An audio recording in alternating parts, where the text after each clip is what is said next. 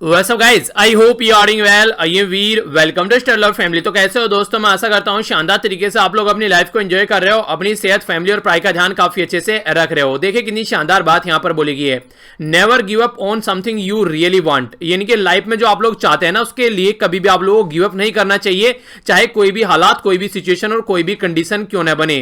क्योंकि it is difficult to wait but more difficult to regret. यानी कि wait करना थोड़ा डिफिकल्ट आप लोगों को लग सकता है कि यार इतने लंबे समय से तैयारी कर रहे हैं, एग्जाम नहीं निकला, वो थोड़ा लग सकता है आप लोगों को, पर लेकिन रिग्रेट करना कि लाइफ में यार वही अचीव नहीं किया जो चाहिए था, वो और ज्यादा खतरनाक होगा। तो कई सारे बच्चे जैसे मैसेज कर रहे थे कि सर 3-4 साल हो गए प्रिपरेशन कर रहे हैं, अभी लग नहीं रहा है कि आगे कुछ जल्दी होने वाला है, तो घर वाले बोल रहे हैं कि इससे अच्छा तो प्राइवेट जॉब ही कर लो।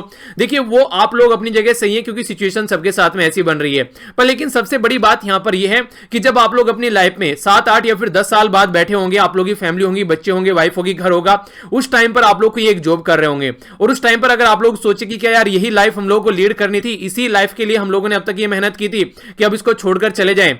ये देखिए कोई शॉर्ट टर्म सॉल्यूशन नहीं, आप लोगों को थोड़ा सा लॉन्ग टर्म चीजों को लेकर चलना पड़ेगा।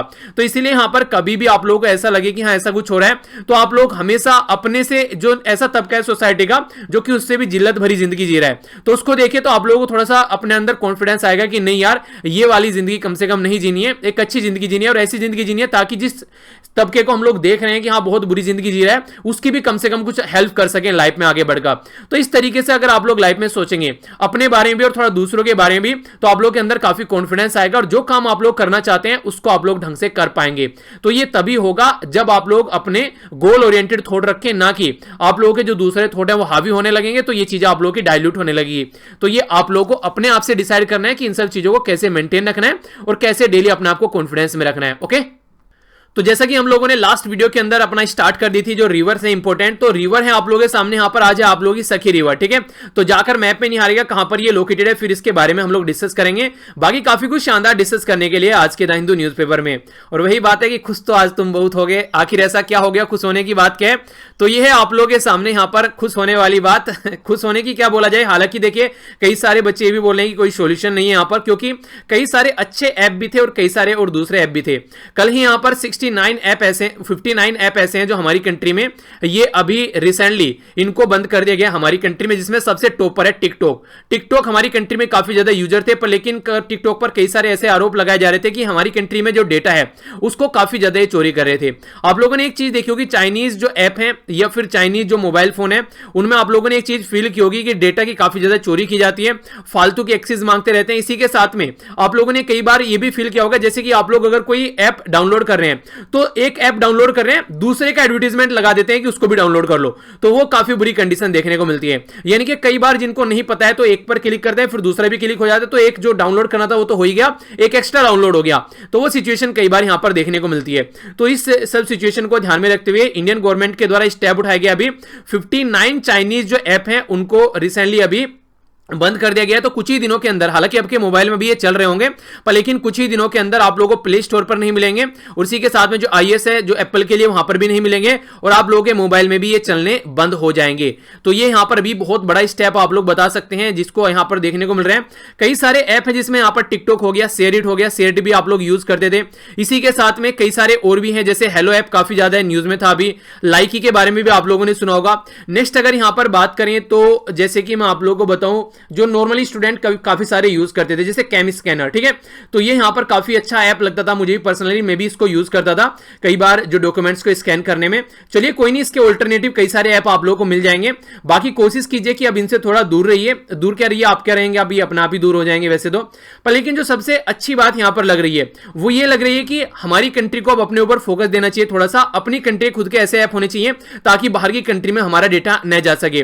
तो कम से कम वो नहीं कहते आत्मनिर्भर अब यहां पर होने की बात आ गई है, तो अब वो चीजें करने की जरूरत है। यहां पर यूसी ब्राउजर वगैरह वो सारी चीजें अब आप लोगों की नहीं देखने को मिलेंगी। ये वी चैट वगैरह हो गया, ये सारे जो भी ऐप थे, ऐसे कितने ऐप थे जो आप लोगों के मोबाइल में थे। यहां पर ये चाइनीज ऐप, मेरे मोबाइल में बस यहां पर चाइनीज ये एक ऐप था जो कि कैम स्कैनर। ठीक है, और मैं कोई इनमें से कोई भी ऐप में यूज नहीं कर रहा था। आप लोगों के मोबाइल में इनमें से कौन कौन सा ऐप आप लोग यूज कर रहे थे, और कौन सा ऐप ऐसा था कि जिसके बिना आप लोगों को लग रहा है कि थोड़ा सा टफ लगेगा? उसका ऑल्टरनेटिव खोज लीजिएगा, मार्केट में जरूर अच्छा मिल जाएगा ऑल्टरनेटिव, ऐसी बात नहीं है। तो बताइएगा इसके बारे में, और बाकी आप लोगों की क्या राय है, इसको बंद होना चाहिए था या नहीं होना चाहिए था, क्योंकि ये बहुत बड़ा मुद्दा छिड़ गया। कोई एक ऐप नहीं है, टोटल मिलाकर 59 ऐप यहां पर जो है ऐसे जिनको अभी बैन किया गया है। तो बहुत बड़ी संख्या में जो हजारों करोड़ों लोग थे यहां पर टिकटॉक के ऊपर बात करें तो बहुत बड़ी मार्केट थी इंडिया के अंदर आज की डेट में टिकटॉक को अगर देखा जाए तो बहुत बड़ा इंपैक्ट यहां पर ये पड़ने वाला है। तो इस तरीके से आप लोग समझ सकते हैं, यहां पर ये ES फाइल एक्सप्लोरर भी इसके अंदर आप लोगों को देखने को मिलेगा, वीडियो कॉलिंग का जूम ऐप वगैरह जो आप लोगों ने देखा उसके बारे में पहले से हम लोग बातें कर ही रहे हैं। तो ये कई सारी चीजें आप लोग यहां पर देख सकते हैं। तो इसके बारे में आप लोग क्या थॉट रखते हैं, क्या ये सही है या फिर गलत है, क्या ये सॉल्यूशन है या फिर आप लोग उसका क्या सॉल्यूशन सोच सकते हैं। Being a citizen of India, भारतीय नागरिक होने के नाते आप लोगों का भी हक है इसके ऊपर अपनी राय रखें, ठीक है। मेरे हिसाब से देखा जाए, अगर अपनी कंट्री की सिक्योरिटी के बारे में बात करें तो देखिए हम लोगों ने जो ये स्टेप उठाया ये सही है, पर लेकिन इसके ऑल्टरनेटिव भी हम लोगों को यहां पर प्रोवाइड कराने चाहिए अब लोगों को, ताकि कम से कम उनकी जो चीजें हैं वो कम से कम सोल्व यहां पर होती रहे, ठीक है। तो ये थोड़ा सा आप लोग इसके बारे में जरूर याद रखिएगा। तो आप लोग अपना राय है वो जरूर बताइएगा। वैसे मैंने इसको ट्विटर पर भी शेयर किया था, तो आप लोग देख सकते हैं इसमें से कौन कौन सी लिस्ट है जो आप लोगों के मोबाइल में है, उसका ऑल्टरनेटिव जरूर खोजिएगा। आगे चलते हैं, यहां पर बात करते हैं कोरोना वायरस के केसेस के ऊपर। ऑल ओवर वर्ल्ड में यहां पर ये 10 मिलियन से ऊपर केस हो चुके हैं। अब 10 मिलियन से ऊपर जो चल रहे हैं यहां पर कितने हो गए, यहां पर ये 3 लाख ऊपर भी केस हो गए, 3 क्या 4 हो गए लगभग, आप लोग ऐसा बोलिए। और टोटल 5 से ज्यादा लाख लोगों की जान जा चुकी है और 56 लाख लोग ऐसे हैं, 5.6 मिलियन लोग ऐसे हैं जो कि यहां पर आज की डेट में रिकवर हो चुके हैं। इसी के साथ में यूएसए 26 लाख के साथ में टॉप पर चल रहा है, 1,28,000 की डेथ हो चुकी है। ब्राजील सेकंड नंबर पर, रशिया तीसरे नंबर पर। जिस तरीके से केस हमारी कंट्री में आ रहे हैं, हमारी कंट्री में वर्ल्ड में तीसरे नंबर पर सबसे ज्यादा केस आ रहे हैं, पहले नंबर पर यूएसए में, दूसरे पर ब्राजील में, तीसरे नंबर पर हमारी कंट्री में। तो जल्दी ही हम लोग यहां पर जो ये कंट्री है रशिया, उसको जल्दी ही ओवरटेक करते हुए नजर आएंगे। नंबर ऑफ डेथ 16,000 हमारी कंट्री में हो चुकी है। इसी के साथ में महाराष्ट्र टॉप पर चल रहा है, तमिलनाडु सेकंड पर, और जो दिल्ली है वो तीसरे नंबर पर है। देखिए दिल्ली यहां पर दूसरे पर आ गया है। अब फिर जो तमिलनाडु के अंदर केस आ रहे हैं 2-3 दिन से लगातार, और फिर से दिल्ली तीसरे नंबर पर आ गया है। तो तमिलनाडु और दिल्ली जो है वो आपस में ऊपर नीचे यहां पर होते रहते हैं। अगर बात करें रिकवरी की, तो यहां पर रिकवरी भी अच्छी खासी देखने को मिली, 13,000 के करीब यहां पर रिकवरी निकल कर आई। तो ये कुछ बातें हैं जो आप लोग आइडिया रख सकते हैं और इनके बारे में हल्का सा आप लोग को आइडिया होना भी चाहिए। आइए अब आर्टिकल के ऊपर नहीं डालते कौन कौन से आर्टिकल हम लोगों को डिस्कस करने हैं। इसी के साथ में आप लोगों को अगर पीडीएफ चाहिए लेक्चर, आप लोगों को लगता है कि हाँ रिवीजन के लिए पीडीएफ चाहिए, तो आप लोग जाकर टेलीग्राम से डाउनलोड कर लीजिएगा, एक जगह इकट्ठी आप लोगों को सारी चीजें मिल जाएंगी, ठीक है। आइए अब थोड़ा सा नजर डाल लेते हैं यहाँ पर कौन से आर्टिकल डिस्कस करने हैं। काफी इंपोर्टेंट और शानदार आर्टिकल है। फॉर्मर जो हमारे वाइस प्रेसिडेंट हैं हामिद अंसारी साहब के द्वारा ये आर्टिकल लिखा गया है, काफी डिटेल में लिखा गया है। जब समझेंगे यहाँ पर पैलेस्तीन इश्यू, इजराइल इश्यू और इंडिया एंगल क्या है यहाँ पर, उसके बारे में थोड़ी सी बात की गई है, ठीक है। तो आर्टिकल के ऊपर यहाँ पर नजर डालेंगे। इंडिया और चाइना रिलेशन के बारे में फिर से यहाँ पर गालवान वैली और वो सारी चीजें तो बहुत बार डिस्कस हो चुका है, यहाँ पर कोई मतलब नहीं है, वही सब चीजें घुमा फिराकर यहाँ पर आप लोगों के सामने देखने को मिल रही है। नागा पीस अकॉर्ड के बारे में बात की जा रही है, तो कुछ नजर इसके ऊपर हम लोग डालेंगे। यहाँ पर जो है आप लोगों को पता है हमारी कंट्री में बात की जा रही थी कि 1 नेशन 1 कार्ड होना चाहिए, जिसके चलते राशन कार्ड के बारे में बात की गई थी, और जो हमारी कंट्री में पब्लिक डिस्ट्रीब्यूशन सिस्टम है, तो उन सब चीजों के बारे में डिस्कस किया जा रहा है। तो एक ओवरव्यू आप लोगों को यहां पर दूंगा ताकि आप लोग इसके बारे में आइडिया लगा सकें, ठीक है। ये एजुकेशन के बारे में है, इसके बारे में हम लोग नजर डालेंगे। ये भी काफी इंपॉर्टेंट आर्टिकल यहां पर लिखा गया पर्सन विद डिसेबिलिटी के बारे में, तो देखेंगे क्या बात की जा रही है पर्सन विद डिसेबिलिटी की, और इसी के साथ में जो यहां पर एक अलग से फोकस पर्सन विद डिसेबिलिटी के ऊपर होना चाहिए, तो वो बातें यहां पर की जा रही है। कार्टून देखेंगे और ये डेटा पॉइंट देखेंगे। बाकी यहां पर जो बात की जा रही है हमारी कंट्री में डेटा शेयरिंग के बारे में, किस तरीके से, जैसे कोविड-19 के केस मान लीजिए आज के डेट में वेस्ट बंगाल में काफी ज्यादा आ रहे हैं, ठीक है, महाराष्ट्र में मान लीजिए उससे भी ज्यादा आ रहे हैं, ठीक है, पर लेकिन बिहार में काफी कम देखने को मिल रहे हैं। तो ऐसा क्या रीजन है, उत्तर प्रदेश में काफी कम देखने को मिल रहे हैं, तो इसका क्या रीजन माना जाता है। इसका ये रीजन माना जा रहा है कि जिस तरीके से चेक होना चाहिए वो चेक नहीं हो पा रहा है। जहां पर चेक हो रहा है, टेस्ट ज्यादा हो रहे हैं, वहां पर केस ज्यादा आ रहा है आराम से निकल के, पर लेकिन दूसरी साइड में जहां पर टेस्ट नहीं हो रहे हैं वहां पर केस निकल कर नहीं आ रहे हैं। बहुत सारे लोग ऐसे थे जो कि उत्तर प्रदेश, वेस्ट बंगाल और बिहार में दूसरी जगह से काम करते हुए यहां पर वापस पहुंचे। तो यहां पर जो केस थे वो और ज्यादा होने चाहिए थे, पर लेकिन यहां पर केस ज्यादा नहीं हुए। रीजन क्या था, इन्होंने चीजों को टेस्ट ही नहीं किया है।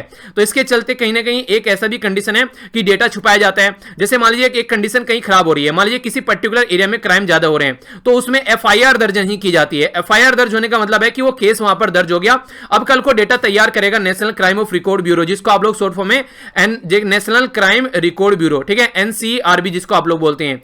ये होम मिनिस्ट्री के अंडर में आती है एजेंसी, जो हमारी कंट्री में ये सारे डेटा इकट्ठा करती है और ये रिपोर्ट प्रस्तुत करती है। तो कल को अगर कोई ऐसी सिचुएशन बनती है, ऐसी कंडीशन बनती है, तो एनसीआरबी के बारे में जो हम लोग बात करते हैं, तो वो इस डेटा को इकट्ठा करेगी। तो वो जो पर्टिकुलर एरिया है ये लगे कि बहुत ज्यादा क्राइम यहां पर हो रहे हैं, तो इसलिए उनको दर्ज ही नहीं किया जाता है। तो ये सिचुएशन यहां पर देखने को मिलती है, यानी कि डेटा छिपा लो तो आपको इमेज यहां पर बनी रहेगी, अच्छी इमेज रहेगी यहां पर। यही कंडीशन आप लोगों को यहां पर देखने को मिल रही है। अलग अलग राज्य जो है कोविड-19 के केस जो है वो प्रस्तुत नहीं कर रहे हैं, तो इससे प्रॉब्लम क्या निकल कर आ रही है? सबसे बड़ी प्रॉब्लम तो यही है कि पब्लिक डोमेन में डेटा नहीं है, तो पब्लिक को इसके बारे में अवेयरनेस नहीं है कि ग्रेविटी कितनी ज्यादा है, कि प्रॉब्लम कितनी ज्यादा हो सकती है। दूसरी प्रॉब्लम यह है जो इसके ऊपर रिसर्च करते हैं, स्टडी करते हैं, एनालिसिस करते हैं, उनको भी डेटा नहीं मिल पा रहा है, उनको डेटा नहीं मिल पा रहा है, तो ढंग से रिसर्च और स्टडी और एनालिसिस नहीं हो पा रहा है, तो वो भी काफी बड़ी प्रॉब्लम है। अगर डेटा को इस तरीके से छुपाया जाएगा तो कल को ये लोग जो है और ज्यादा लापरवाह रहेंगे, उनको लगेगा कि यार प्रॉब्लम ज्यादा बड़ी नहीं हो रखी है, तो इससे और बड़ी प्रॉब्लम सामने निकल कर आएगी, यानी कि और ज्यादा ग्रेव कंडीशन में यहां पर सिचुएशन होती है नजर आएगी। तो वो सारी सिचुएशन यहां पर समझने की काफी ज्यादा जरूरत है। पर लेकिन डेटा छुपाने से यहां पर कोई सोल्यूशन नहीं निकलता है। तो वही बात होगी कि प्रॉब्लम है तो आंखें बंद कर बैठ जाओ, तो प्रॉब्लम का सोल्यूशन थोड़ी ना निकलेगा। तो प्रॉब्लम को तो लड़ना पड़ेगा, उसका तो सोल्यूशन देखना पड़ेगा, तभी तो सोल्यूशन निकलेगा। पर लेकिन यहां पर राज्य अभी यही कर रहे हैं कि आंखें बंद करना पसंद कर रहे हैं, एज कंपेयर टू जो प्रॉब्लम के ऊपर फोकस देकर सॉल्यूशन निकालने की। तो ये बातें यहां पर डिस्कस की जा रही है। आज का कार्टून देख लेते हैं, इंटरेस्टिंग है, थोड़ा सा समझ लेते हैं इसको। देखिए आज के डेट में आप लोगों को पता है यहां पर ये हो गया एलएसी वाला रीजन, ठीक है। यहां पर दिखाया जा रहा है, आप लोगों ने देखा होगा इंडिया गेट के सामने ये पर्टिकुलर ऐसा पैटर्न जहां पे बंदूक के ऊपर टोपी रखी हुई है और यहां पर हमारे शहीद हैं। तो यहां पर ये दिखाया जा रहा है कि हमारे जो शहीद हैं वो कब्र से भी बाहर निकलकर यहां पर आ रहे हैं एलएसी पे हमारी रक्षा करने के लिए। यहां से क्या हुआ, ये कब्र थी, यहां पर कब्र खुल गई तो कब्र से बाहर निकला और यहां से बंदूक उठाई और टोपी उठाई, तो रक्षा करने के लिए तैयार है। तो स्टैंड ऑफ बना हुआ है यहां पर एलएसी के सामने। तो क्या सिचुएशन यहां पर देखने को मिल रही है आप लोगों को? तो ये भी एक मोटिवेशन की आप लोग देख सकते हैं, यहां पर जो स्टैंड ऑफ बना हुआ है वो कंटिन्यू है एलएसी के ऊपर। तो इस तरीके से दिखाने की कोशिश की गई है कार्टून के थ्रू, ठीक है। तो यहां पर ये आप लोगों ने इंडिया गेट पर देखा ही होगा सबने। तो यहां पर ये शहीद जो हमारी शहीदों की शहादत होती है उसकी निशानी है यहां पर, और कब्र खुल गई है, अपनी ड्रेस पहन के फिर से तैनात है एलएसी के ऊपर देश की रक्षा करने के लिए। ओके, नेक्स्ट यहां पर ये इंपॉर्टेंट डेटा, इसके बारे में कई बार आप लोगों ने देखा होगा। ये जो डेटा है यहां से ऐसे क्वेश्चन बनने के चांसेस ज्यादा हैं आज के डेट में, अगर आप लोग सिचुएशन समझेंगे। हमारी कंट्री में कस्टोडियल डेथ जो है, अभी आप लोगों ने देखा होगा आंध्र प्रदेश के अंदर में क्या हुआ था कुछ दिनों पहले, सर आंध्र प्रदेश ही था ना, साउथ इंडिया में जब कंडीशन देखने को मिली थी, एक लड़की का रेप किया गया, फिर उसको जला दिया गया था। और उस टाइम पे सिचुएशन क्या बनी थी? सिचुएशन ये बनी थी कि जनता में काफी रोष था, तो फिर उनको साइट पर ले जाया गया, उन जो लोग थे जो भी वहां पर, तो फिर उनको वहां पर साइट पर उनके ऊपर मतलब एक तरीके से उनकी एक गोली मारकर हत्या कर दी गई। यहां पर ये बोला कि ये भागने की कोशिश कर रहे थे, ठीक है। सबको पता है कि वो पुलिस की कस्टडी में थे, पुलिस की कस्टडी में थे, तो वहां से भागने की कोशिश कितना कर रहे होंगे वो। तो इनडायरेक्ट वे में ये बोला गया था कि वो कस्टोडियल डेथ की कैटेगरी में उसको ला दिया गया था। यानी कि देखिए अगर किसी के द्वारा कोई क्रिमिनल एक्टिविटी की गई है, अगर देखने के लिए तो सही है वहां पर, वो अगर जनता के पॉइंट ऑफ व्यू से देखो तो यहां पर एक तरीके से सॉल्यूशन हो गया, उसका इलाज निकल गया। पर लेकिन एग्जैक्टली अगर एक पूरे प्रोसीजर के थ्रू चलेंगे यहां पर, उसके हिसाब से समझे तो क्या होना चाहिए था, वहां पर पकड़ लिया था उसको, तो टोटल मिलाकर उसको मजिस्ट्रेट के सामने जाना चाहिए था, वहां पर जजेस के सामने, फिर जजेस केस को देखते, उसके ऊपर सुनवाई करते और फिर उसके उस पर सॉल्यूशन निकल कर आता। तो सिस्टमेटिक प्रॉपर वे में चले तो वैसे सॉल्यूशन उसका निकलना चाहिए था, पर लेकिन वैसे सॉल्यूशन उसका नहीं निकला, ठीक है। तो इससे क्या पता चलता है, इसे सीधा सीधा यहां पर यह पता चलता है कि जो प्रोसीजर होना चाहिए था वो प्रोसीजर यहां पर नहीं हो पा रहा है। प्रोसीजर का मतलब ये था कि यहां पर प्रॉपर वे में पैटर्न को फॉलो करके चला जाए। तो इसका मतलब क्या है कि यहां पर, इसका मतलब तो ये है कि यहां पर जजेस की जरूरत नहीं है, जुडिशरी की जरूरत नहीं है, फिर यहां पर पुलिस ही सोल्यूशन कर लेगी, तो वैसा नहीं होना चाहिए। तो इसके बारे में यहां पर एक डेटा है आप लोगों के सामने। कस्टोडियल डेथ जो है यहां पर 2018, 2017, 2016, 2014, 15 की बात यहां पर बताई जा रही है। ड्यू टू पुलिस असोल्ट की वजह से जो डेथ हो रही है उसके बारे में यहां पर बताया जा रहा है। तो ये कंडीशन हमारी कंट्री में ऐसा नहीं है एक जगह देखने को मिल रही है, ये कंडीशन आप लोगों को हर जगह देखने को मिल रही है, महाराष्ट्र, आंध्र प्रदेश, गुजरात, तमिलनाडु। तो ये आप लोगों को काफी लार्ज स्केल पर चीजें देखने को मिल रही है, ठीक है। तो इसके बारे में ये एनालिसिस यहां पर किया जा रहा है। ऐसे जो केस है यहां पर एनसीआरबी के बारे में अभी आप लोगों को डिस्कस किया था, जो यहां पर नेशनल क्राइम रजिस्टर, जो यहां पर रिकॉर्ड ब्यूरो के बारे में आप लोग बात करते हैं, ठीक है। तो उसके चलते यहां पर जो केस रजिस्टर है 2000 के करीब यहां पर डेस रजिस्टर है, चार्जशीट कितनी फाइल की गई है, पुलिस कन्विक्टेड कितने में है, तो वो चीजें हैं यहां पर। यानी कि अगर पुलिस भी हरकतें करती है तो उनके खिलाफ भी केस दर्ज है, तो उनके खिलाफ भी कार्रवाई यहां पर चल रही है, पर लेकिन कितना अप टू द मार्क यहां पर वो चीजें देखने को मिलेगी यहां पर, ठीक है। तो इसके बारे में एक मोटा मोटा सा आइडिया आप लोग को यहां पर होना चाहिए। ओके, आइए अब आगे चलते हैं नेक्स्ट आर्टिकल की ओर। काफी इंपॉर्टेंट आर्टिकल है, थोड़ा सा डिटेल में यहां पर डिस्कस करूंगा आप लोगों के सामने। बात की जा रही है पैलेस्तीन के बारे में। तो सबसे पहले आप लोगों को पैलेस्तीन को में देखना है अपनी कंट्री कंपेयर में, कि हमारी कंट्री कंपेयर में पैलेस्तीन है कहां पर। तो ये होगी अपनी प्यारी कंट्री। यहां से आप लोग देखेंगे तो ये पर्टिकुलर जो एरिया हो गया मेडिटेरियन सी के सामने, ये आप लोगों को इजराइल और पैलेस्तीन देखने को मिलेगा। यहां पर चीजें ज्यादा समझ में नहीं आ रही होगी, अब आप लोग चीजों को देखेगा, यहां पर आप लोग चीजें समझ पाएंगे। ये बात की जा रही है पैलेस्तीन के बारे में, जो पर्टिकुलर एरिया है ये यहां पर ये वाला है, ठीक है। आप लोग यहां पर देखते हैं, इधर यहां पर सीरिया हो गया, ठीक है, ये पूरा इजराइल है यहां पर, और ये जो यहां पर ये डार्क वाला रीजन है ये है यहां पर पैलेस्तीन। पहले जो ये डार्क वाला रीजन था ये ऐसा था यहां पर ग्रीन रीजन, पैलेस्तीन पहले ऐसा हुआ करता था 1946 में, फिर 1947 में क्या हुआ, यहां पर चीजें साइड में होना स्टार्ट हो गई और 1948 में इजराइल कंट्री बन गई। ठीक है, तो तब से लेकर अगर आज तक का पैटर्न देखोगे तो आप लोग यहां पर समझ सकते हैं इजराइल ने यहां पर चीजों को कंट्रोल करना स्टार्ट कर दिया जैसे जैसे चीजें यहां पर आगे बढ़नी स्टार्ट हुई। तो यहां पर आज की डेट में आप लोग यहां पर देख सकते हैं कि मैक्सिमम जो चीजें हैं यहां पर इजराइल के कंट्रोल में है और पैलेस्तीन का अस्तित्व खत्म होता हुआ जा रहा है। तो इसका मतलब क्या है, इसका मतलब यह है कि बहुत सारे जो लोग हैं यहां से वो छोड़ छोड़कर दूसरे एरिया में भाग रहे हैं, आसपास वाली कंट्री वाले रीजन में ये यहां पर आज की डेट में एज ए रिफ्यूजी की तरीके से रह रहे हैं, अपने अपने रीजन में भी यहां पर कई सारे एरिया में रिफ्यूजी बने हुए हैं। तो इसी के चलते यहां पर इंटरनेशनल जो कम्युनिटी है उसको सामने हालांकि आई भी है इंटरनेशनल कम्युनिटी, पर जैसा उसको अपना रोल प्ले करना चाहिए था वैसा देखने को यहां पर नहीं मिल रहा है। अगर हम लोग अपनी कंट्री के पॉइंट ऑफ व्यू से देखें तो इजराइल काफी इंपॉर्टेंट है हमारी कंट्री के लिए, पर लेकिन अगर इंसानियत के पॉइंट ऑफ व्यू से देखें तो पैलेस्तीन में जो हो रहा है वो सपोर्ट करने लायक नहीं है। यानी कि एक तरीके से यहां पर जो हामिद अंसारी साहब हैं जो आर्टिकल लिख रहे हैं हमारी कंट्री के जो फॉर्मर वाइस प्रेसिडेंट है उनके द्वारा बोला गया कि इंडिया किस साइड में यहां पर खड़ा हुआ है। ठीक है, तो इंडिया को यहां पर क्या इजराइल को इस पर्टिकुलर जो एनेक्सेशन का जो प्लान यहां पर चल रहा है, पर्टिकुलर जो टेरिटरी है उसको हथियाने की कोशिश की जा रही है, तो क्या इंडिया को यहां पर इसको सपोर्ट करना चाहिए? इंटरनेशनल जो एक तरीके से रूल और रेगुलेशन है उसके अपोजिट में जाकर यहां पर ये काम किया जा रहा है। तो ये यहां पर हामिद अंसारी साहब बोलने की कोशिश कर रहे हैं, तो इसको थोड़ा सा समझ लेते हैं। थोड़ा सा पहले आप लोग मैप देखें, यहां पर आप लोग समझ पाएंगे। इजराइल हो गया, यहां पर अगर देखें ये हो गया तल अवीव। तल अवीव मेनली यहां पर जो इजराइल की कैपिटल हुआ करती थी, जहां पर हमारी भी एम्बेसी है। अगर बात करें यहां पर जो पैलेस्तीन के बारे में तो दो एरिया हैं, एक तो हो गया गाजा स्ट्रिप और दूसरा हो गया यहां पर ये पर्टिकुलर एरिया जिसको वेस्ट बैंक के नाम से जाना जाता है। आज की डेट में यहां पर कंप्लीटली कंट्रोल जो है वो है इजराइल का, जिसके चलते यहां पर जो बेसिकली जो यहां पर अगर बात करें वेस्ट बैंक यानी कि ऊपर वाले रीजन में, तो फतह कंट्रोल यहां पर ही होता है। ये एक तरीके से मॉडरेट है, ये बात करने की कोशिश करते हैं, सोल्यूशन निकालने की कोशिश करते हैं ताकि प्रॉब्लम ज्यादा देखने को न मिले। ये जो है यहां पर जिसको बोलते हैं आप लोग गाजा स्ट्रिप, तो गाजा स्ट्रिप जो है यहां पर ये हमास कंट्रोल ग्रुप है यहां पर, यानी कि ये एक्सट्रीमिस्ट है, उसको टेररिस्ट की कैटेगरी में इनको रखा जाता है यहां पर। तो ये बोलते हैं यहां पर कि इजराइल के ऊपर अटैक करो और अपनी टेरिटरी को यहां पर आजाद कराओ। तो ये कंडीशन आप लोगों को देखने को मिलती है। बाकी जो यहां पर काफी ज्यादा न्यूज में रहता है जेरूशलम। जेरूशलम काफी डिस्प्यूटेड एरिया है, तो इजराइल ने अभी डिक्लेयर कर दिया कि जेरूशलम इसकी कैपिटल है, जबकि यहां पर पैलेस्तीन और इजराइल दोनों के बीच में डिस्प्यूटेड एरिया है। डोनाल्ड ट्रंप ने भी यहां पर हरी झंडी दिखा दी कि हां सही है जेरूशलम, और जेरूशलम में ही अपनी एम्बेसी ट्रांसफर कर दी। हालांकि हमारी एम्बेसी अब तक तल अवीव में ही सिचुएटेड है। तो ये है इसके बारे में एरिया। नीचे इजिप्ट हो गया, हाँ जॉर्डन हो गया, और यहां पर हो गया सीरिया, और थोड़ा सा ऊपर जाएंगे इसके ऊपर तो यहां पर हो गया लेबनान। ठीक है, तो ये एरिया आप लोगों के माइंड में बिल्कुल क्लियर होना चाहिए। और यहां पर जो ये आप लोगों को दिख रहा है ये है यहां पर मेडिटेरेनियन सी, तो इसके बारे में यहां पर बात की जा रही है। तो सिचुएशन क्या है, कंडीशन क्या है, उसको समझ लेते हैं।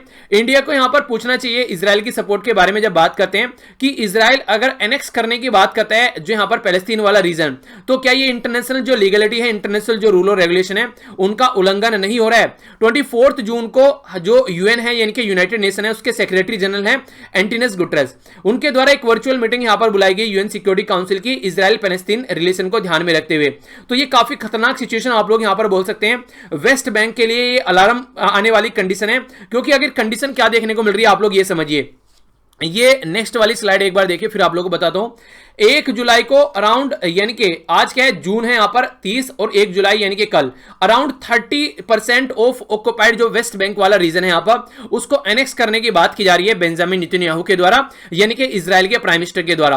तो जो यहां पर जो यूएन के जनरल सेक्रेटरी हैं, जो यहां पर जनरल सेक्रेटरी हैं यूएन के, उनके द्वारा यहां पर यह बोला गया कि यह सही तरीका यहां पर नहीं है। ठीक है, क्योंकि इनके द्वारा क्या करने की कोशिश की जा रही है इजराइल के द्वारा, पोस्ट 1967 के जो भी सेटलमेंट था उसके चलते जो भी इनके द्वारा एक्सेस किया गया वो सारी चीजें इनके द्वारा अपने कंट्रोल में लेने की कोशिश की जा रही है, और ट्रंप एडमिनिस्ट्रेशन यानी कि डोनाल्ड ट्रंप साहब के द्वारा इनको हरी झंडी दिखा दी गई है। तो क्या ये सही है यहां पर? तो उसी के बारे में यहां पर बात की जा रही है हामिद अंसारी साहब के द्वारा। तो इंडिया किस साइड में खड़ा हुआ है ये सोचने वाली बात है।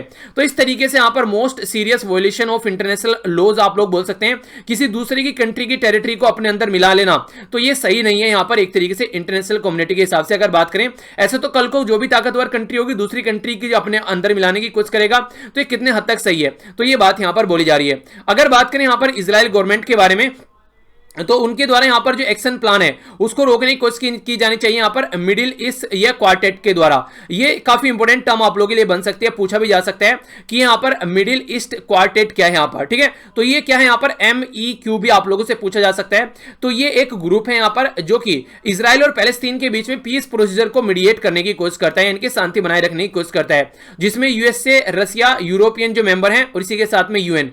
तो यहां पर यह है बेसिकली जो इसमें शांति बनाए रखने की कोशिश करता है। पर लेकिन लेकिन यहां पर शांति नहीं हो पा रही है। अगर शांति होती तो ये सिचुएशन अभी देखने को नहीं मिलती जो सिचुएशन यहां पर देखने को मिल रही है।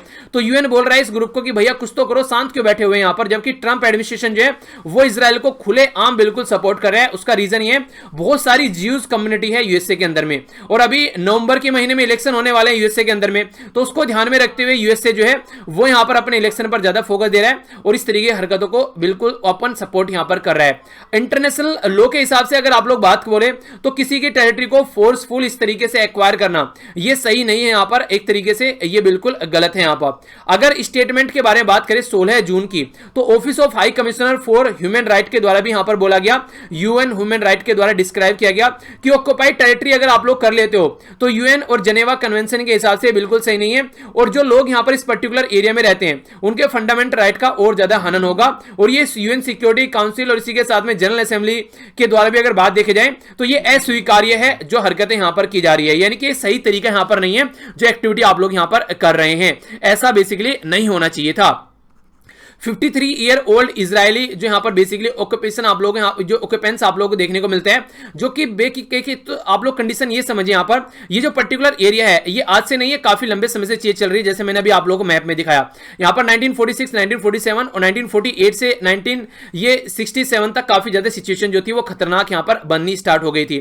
अब ये समझिए जो लोग यहां पर रह रहे हैं कल को वो कंप्लीटली यहां पर इजराइल के कंट्रोल में आ जाएंगे, तो इजराइल उनको कैसे रखने वाला है, तो ये सोचने वाली बात है। जब आज ही उनको ढंग से नहीं रखा जा रहा है उस टाइम पर तो और भी ज्यादा इनके ह्यूमन राइट का हनन होगा, ठीक है, क्योंकि तब तो ये एक तरीके से इनके कंप्लीट कंट्रोल में होंगे, तो तब इनको कौन बचाने आएगा उस टाइम पर, तो ये बोलेंगे। अब तो यहां पर बोलने लायक चीजें भी हैं कि यहां पर भैया इंटरनेशनल रूल और रेगुलेशन उस टाइम पर तो बोलेंगे हमारा इंटरनल मैटर है, आप क्यों बोल रहे हो यहां पर, तो ये सोचने वाली बात है। तो इसके चलते जो वेस्ट बैंक है यहां पर जो एक तरीके से वो कंप्लीटली अगर इस तरीके से कंट्रोल में आ जाता है तो आप लोग ये समझिए जैसे वेस्ट बैंक है यहां पर आसपास में कहीं से कनेक्टिविटी होगी नहीं, पूरा जो कंट्रोल होगा यहां पर ये वाला आप लोग देखिए, ठीक है, तो कंप्लीटली यहां पर जो ग्रीन वाला है ये पूरा कंट्रोल यहां पर ऐसे आता जा रहा है, यहां पर भी आप लोगों को इजराइल, यहां पर भी इजराइल, ये सारा, तो इस तरीके से ऑल इंटरनेशनल लेवल से कनेक्टिविटीज की बिल्कुल खत्म हो जाएगी। तो इस तरीके से तो आने वाले टाइम में जो पैलेस्तीन नाम की कोई चीज ही नहीं रहेगी अगर यही सिचुएशन यहां पर चलती रही तो, ठीक है, तो डिसकंटिन्यू हो जाएगा यहां पर इजराइल, एक तरीके से कोई भी बाहर की टेरिटरी नहीं रहेगी, आउटसाइड वर्ल्ड से बिल्कुल कहानी खत्म हो जाएगी। तो इस तरीके से तो कल को इजराइल कंप्लीटली और कंट्रोल कर लेगा, तो जॉर्डन रिवर और जो मेडिटेरेनियन सी है वहां से परमानेंटली अगर देखो तो एक तरीके से कनेक्टिविटी बिल्कुल खत्म यहां पर। तो इसके चलते आने वाले टाइम पे आप देखने वाली बात यहां पर ये होगी, जो लोग हैं वो एक कंट्री होगी उसका नाम होगा इजराइल, उसी के अंदर पैलेस्तीन वाले लोग होंगे, उसी के अंदर इजराइल वाले लोग होंगे। अब क्या उन दोनों को लोगों को यहां पर इक्वल राइट दिए जाएंगे, ये पॉसिबल ही नहीं है, क्योंकि यहां पर अब नया अपार्थाइड मूवमेंट आप लोगों को देखने को मिलेगा 21st सेंचुरी का। आप लोगों को याद होगा मैंने कई बार पढ़ाया भी है यहां पर, यह है अफ्रीका के बारे में। अफ्रीका में अपार्थाइड मूवमेंट चला था जिसको रंग भेद नीति बोलते हैं, यानी कि गोरे और काले की नीति बोलते हैं। एक साइड में यहां पर गोरे रहते हैं, एक साइड में काले रहते हैं, चाहे बस स्टेप की बात करें, चाहे पार्क की बात करें, कहीं पर भी, चाहे मूवी थिएटर की बात करें, तो हर जगह यहां पर डिवीजन देखने को मिलता है। तो उसके चलते वहां पर मूवमेंट चलाया गया नेल्सन मंडेला साहब के द्वारा। तो जब यहां पर यह अपार्थाइड की मूवमेंट जो एक तरीके से मूवमेंट था उसको खत्म किया गया, तब से लेके सिचुएशन जो है वो थोड़ी नॉर्मल देखने को मिली वहां पर। तो फिर चल के नेल्सन मंडेला साहब जो थे वहां पर प्रेसिडेंट चुनकर आए। तो वो कंडीशन ऑफ 21st सेंचुरी में आप लोगों को इजराइल के अंदर देखने को मिलेगी अगर यही चीजें यहां पर चलती रही तो, क्योंकि सेकंड सिटीजन यहां पर आ जाएंगे कौन, पैलेस्तीन वाले। अब उनको ऐसा इक्वल राइट मिलने का नहीं है, उनको ऐसे ट्रीट किया जाएगा जैसे साउथ अफ्रीका के अंदर ब्लैक को ट्रीट किया जाता था, जो व्हाइट थे वो अपना अच्छे से लाइफ को एंजॉय करते थे। तो क्या क्या कॉन्सिक्वेंसेस यहां पर हो सकते हैं, सबसे पहली बात तो ये है कि जो पैलेस्तीन जो लोग हैं यहां पर ये उनका एरिया एनेक्स किया जाएगा, तो यहां पर 23% जो इस लैंड है तो क्या उनकी वो प्राइवेट प्रॉपर्टी रह पाएगी, पता चला उनकी सारी प्रॉपर्टी भी हथिया ली गई है। सेकंड क्लास पॉपुलेशन इनको बनाया जाएगा, एक तरीके से आप लोग ये बोल सकते हैं। क्या ये सेकंड क्लास पॉपुलेशन नहीं बनेगी यहां पर, एक तरीके से आप लोग ऐसे समझिए, मतलब क्या हो गया इसका कहने का मतलब यहां पर ये हो गया कि एक साइड में तो यहां पर जो इजराइल के जो लोग हैं परमानेंट जो लोग हैं, और एक साइड में इनको परमानेंट इनको यहां पर एक तरीके से कंट्री के अंदर ले जाया जाएगा। तो यहां पर क्या इनको इक्वल दर्जा दिया जाएगा, तो ये देखने वाली बात होगी। इसी के साथ में इजराइल, अरब और पैलेस्तीन ओरिजिन के जो लोग हैं, मुस्लिम, क्रिश्चियन और जो यहां पर जो ड्रूज जो है यहां पर बेसिकली जो लोग, वो 20% के करीब इजरायली पॉपुलेशन है यहां पर। तो किस तरीके से यहां पर चीजें नॉर्मल रखी जाएंगी वो समझने वाली बात है। इसी के साथ में यहां पर जो पैलेस्तीनी जो राइट है, क्या वो एक तरीके से स्टेट रहेगा फिर, या फिर उसका वो भी सारी चीजें छिन जाएंगी। तो कहने का मतलब यहां पर यह कि आने वाले टाइम में जो सिचुएशन है वो ऐसी दिख रही है कि पैलेस्तीन का नामो निशान मिटना है अगर इसी पैटर्न में चीजें चलती रही तो इजराइल आज की डेट में एक पावरफुल कंट्री हो चुका है, इंडिया को भी काफी कुछ सप्लाई करते हैं यहां पर। इंटरनेशनल कम्युनिटी है और इसी के साथ में जो कंट्रीब्यूशन है इंटरनेशनल कोऑपरेशन में, तो इजराइल का काफी बड़ा यहां पर कंट्रीब्यूशन देखने को मिलता है। तो इस तरीके से इजराइल के सपोर्ट में मैक्सिमम कंट्री है और पैलेस्तीन का कोई अस्तित्व नहीं है, तो इसलिए पैलेस्तीन के सपोर्ट में कोई नहीं है।